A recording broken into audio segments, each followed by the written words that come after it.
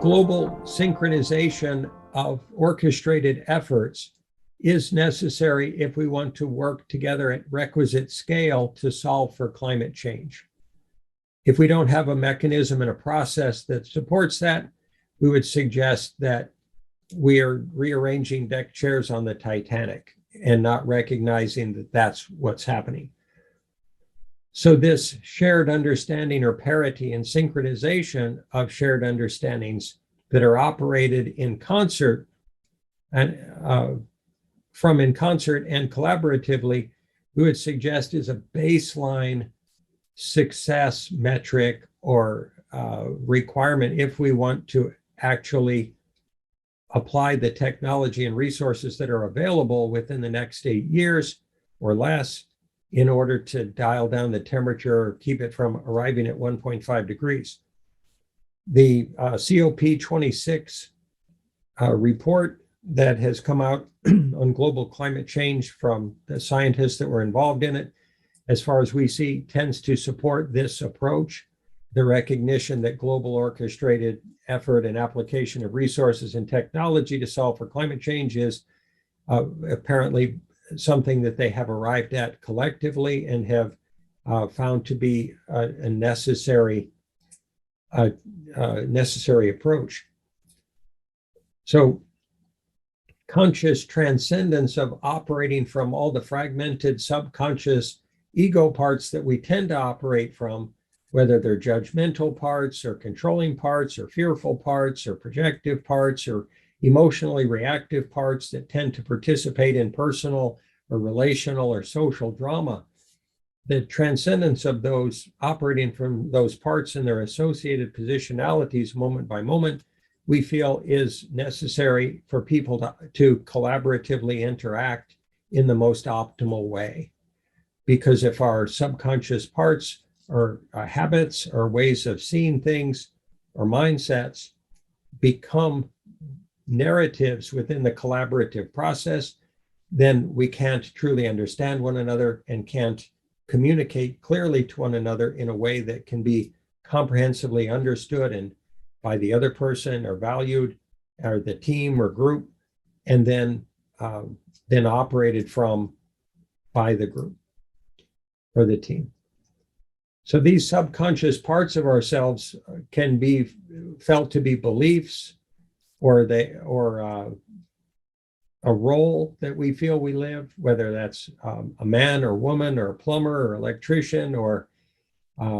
technologist or expert in any field, that positionality becomes an impediment to collaborative effort, because in our current world process, we don't have a way to blend together all of that, those areas of expertise into sustainable solutions. And the parts of the people that would feel the need to operate from those positionalities of expertise or professionalism or authoritarian approach are actually keeping collaboration from occurring without recognizing that they're doing so. They might actually feel that they're helping each other by trying to cookie cut the team or group or solutions generation process with the safety and control strategies that the parts exhibit and operate from moment by moment. So these subconscious parts that become so projectively applied to the team process, they don't actually think in the traditional sense. They don't have a cognitive process. They absorb information and they have inputs and outputs to them, and they repetitively cycle in effect collaborative process, and they go unseen for the most part by the personality and by the mind of the individuals they're operating within,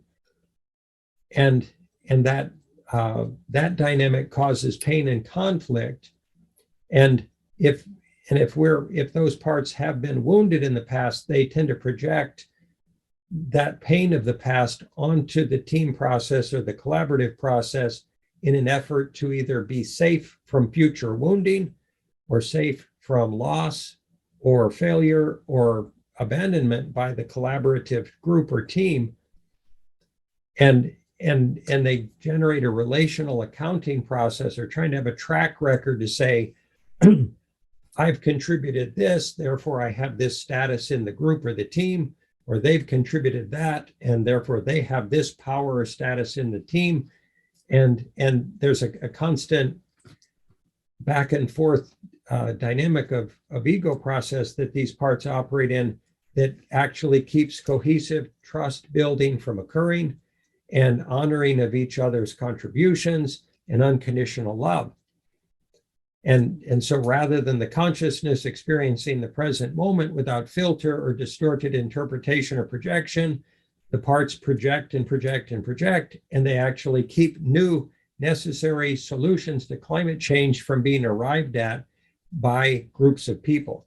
Even the scientific community is having a difficult time reaching consensus on how to approach the whole process. And if you magnify this by 7.5 billion people, all the people of different nations operating from different cultural beliefs, different positionalities of religious belief or values or goals or agendas, and competition as a substrata to all of that, then you can see why we haven't gotten together as of yet to work together to solve climate change at a global scale.